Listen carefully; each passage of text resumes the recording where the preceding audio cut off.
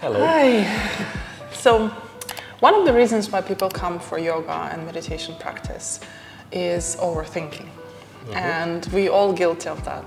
Let's not deny that. And how does the practice of meditation and mindfulness and yoga in general, how does it help with this issue?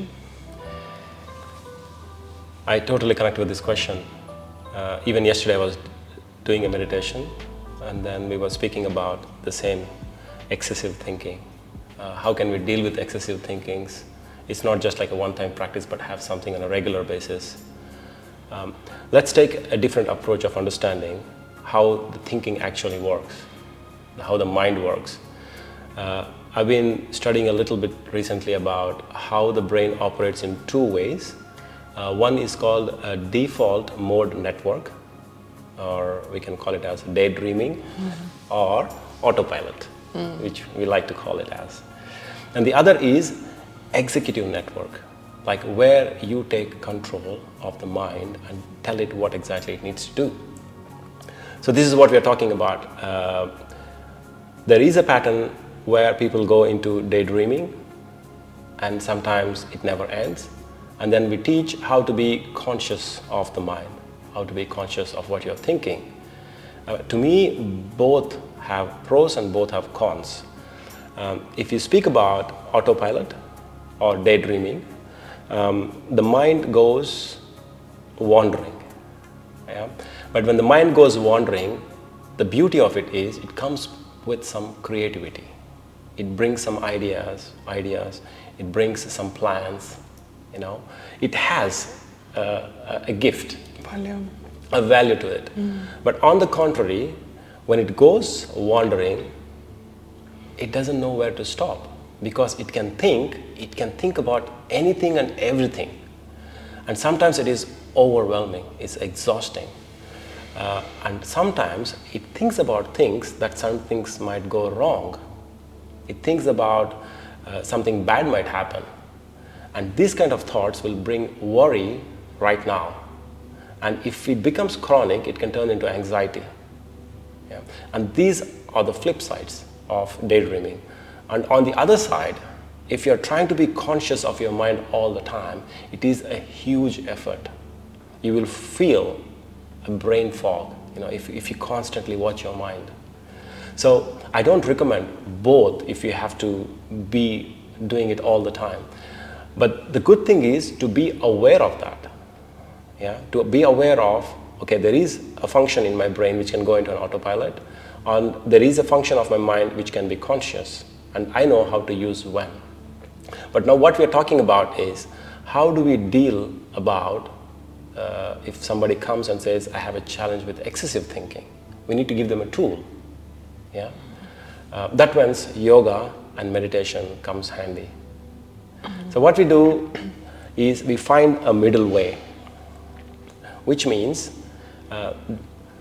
if you look at different components of the mind, like the mind has memory, the mind has intellect, the mind also has a personality, where the personality is stored, and the fourth part of the mind, it's just a silent observer. It can look at things without any evaluation, without any judgment, and that's the beauty of it. So what we do is try to awaken that part of the mind. And we do this with very simple practice. It's just by bringing your attention to your senses. Because your senses is not connected to your thinking. The senses are in the present moment, in this time.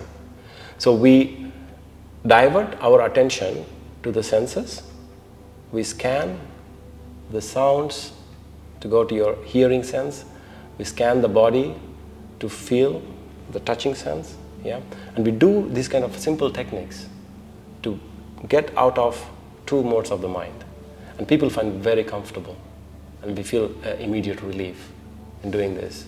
So here comes the question: when you observe in your senses, then the thoughts come, and then might take you away. What is it? Exactly. You know, this is why it's good to put a disclaimer before you start a meditation practice or a body scan practice or a guided meditation.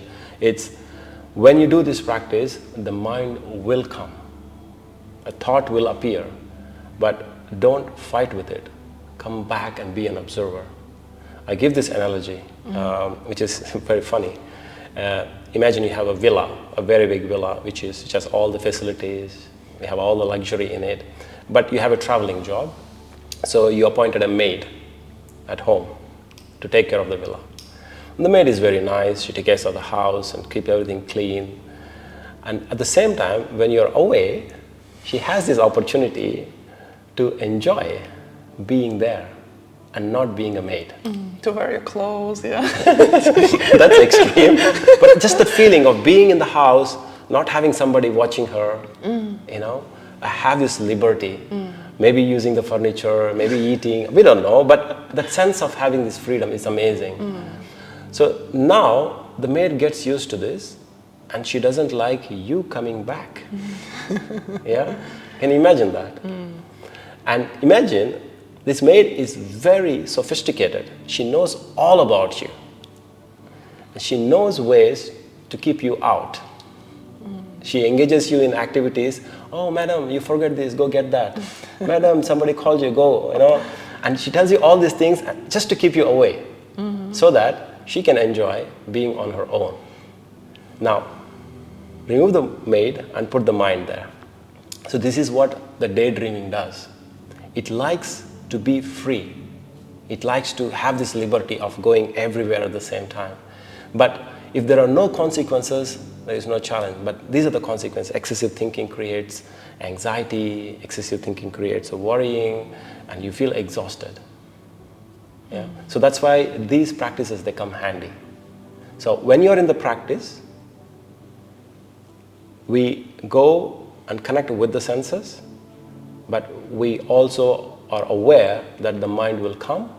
When it comes, if you get lost or get distracted, that is also okay.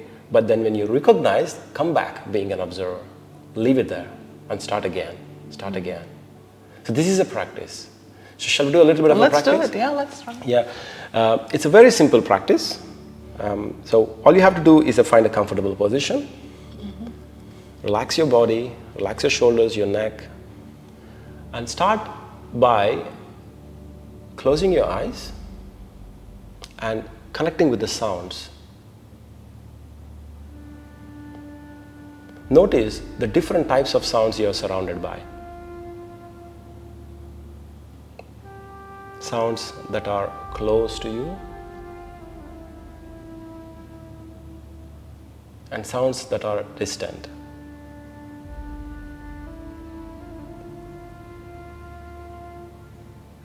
Now try to observe the sounds coming from within your body. Maybe the sound of your breath, maybe the sound of your heartbeat.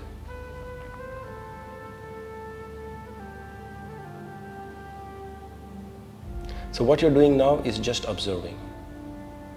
And this observation requires no effort. It's a very natural process. Now the way you're observing the sounds, try to observe your breath. No need to be consciously breathing. Just observe how the breath enters the body and how the breath leaves the body naturally. Notice how it fills your belly, how it fills your chest, how it leaves the body. So just observing what's already happening. And this observation requires no mind. The voices may come telling you the stories of how it is happening, what it is happening. Let it be there, but you come back to your observation.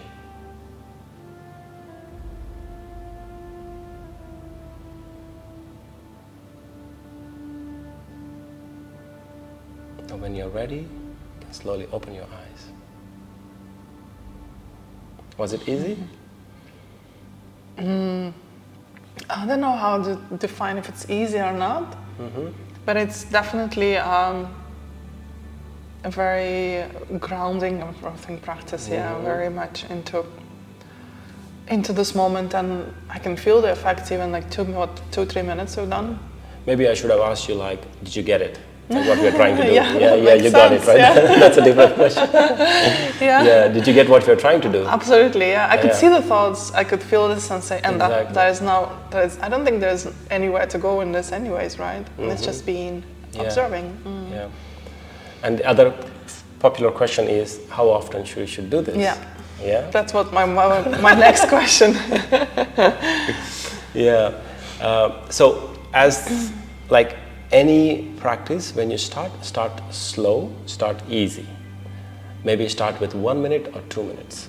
Just sit and start by observing the sounds and connect with your breath. Observe how the breath is going in and out. It takes a minute or two.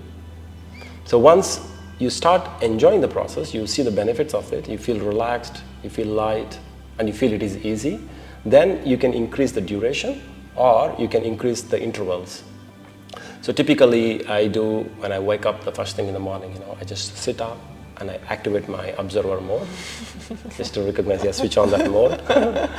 And then whenever I get an opportunity, like you got into your car, before you start the car, or when you start the car, before you start driving, just take a moment to sit and connect.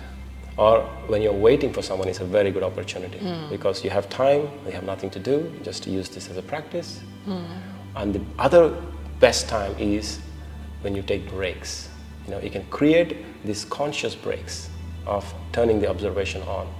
So every 1 hour, this is what I recommend when I go to the companies, like during your day, no matter how busy you are, every 1 hour, just put a reminder just to stop and observe.